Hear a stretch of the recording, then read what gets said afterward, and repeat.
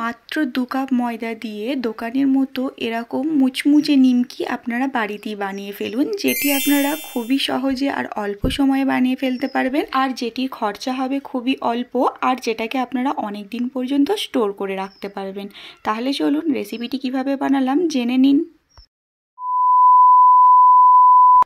আসসালামু আলাইকুম my lovely friends, welcome back to my channel. আমি শাবনূর, আমি চলে এলাম আবারও একটা নতুন রেসিপির সাথে। তো থাম্বনেল দেখে আপনারা বুঝতে পেরেছেন আজকের রেসিপি হতে চলেছে দোকানের মতো পারফেক্ট নিমকি রেসিপি। তার জন্য কি করতে হবে, আমি ফার্স্টে নিয়ে নিলাম 2 কাপ মতো ময়দা, আর তাতে দিলাম সামান্য পরিমাণে লবণ, আর দিলাম হাফ চামচেরও হাফ খাবার সোডা। হ্যাঁ, খাবার সোডাটা দিলে নিমকিটা অনেক দিন ধরে মুচমুচে থাকে। আর দিলাম এখানে কালো জিরে 1 চামচের হাফ, আর দিয়েছি 2 চামচ সাদা তেল দিয়ে ভালোভাবে ময়ান দিয়ে নিতে হবে।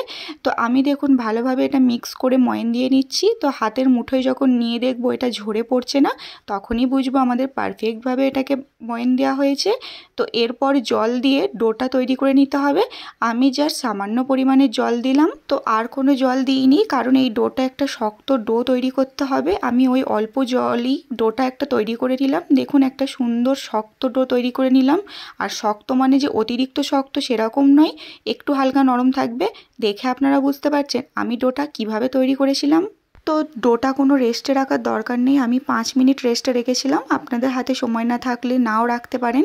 তারপরে এরকম ছোট ছোট লেচি করে আমি জাস্ট একটু বেলে নিচ্ছি, ওপর দিয়ে ময়দা ছড়িয়ে।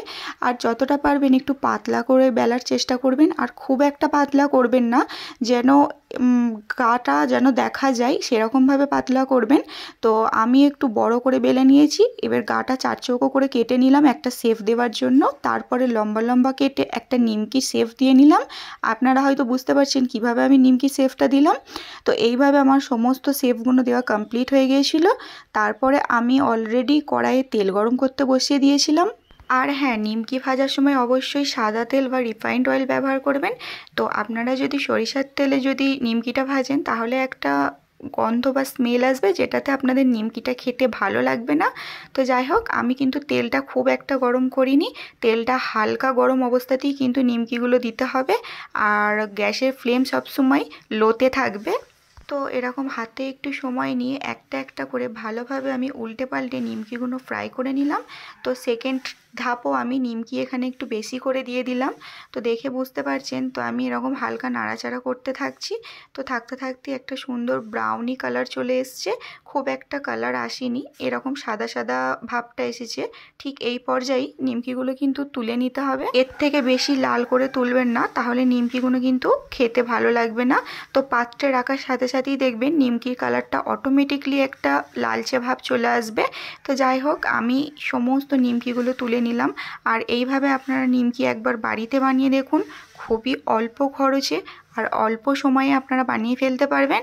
আর এটা অনেক দিন ধরে আপনারা স্টোর করে রাখতে পারবেন, ছোট থেকে বড় সবাই এটা খেতে পছন্দ করে। আর এই নিমকিটা এতটা মুচমুচে হয় যেটা দোকানের থেকেও অনেকটা পারফেক্ট আর ভালো হয়। তো এইভাবে আমি স্টোর করে এটা রেখে দিলাম পরে পরে খাওয়ার জন্য। তো এটা আমি কয়েকটা ভেঙে আপনাদের দেখাচ্ছি, আপনারা দেখলে বুঝতে পারবেন যে এটা কতটা পারফেক্ট হয়েছে।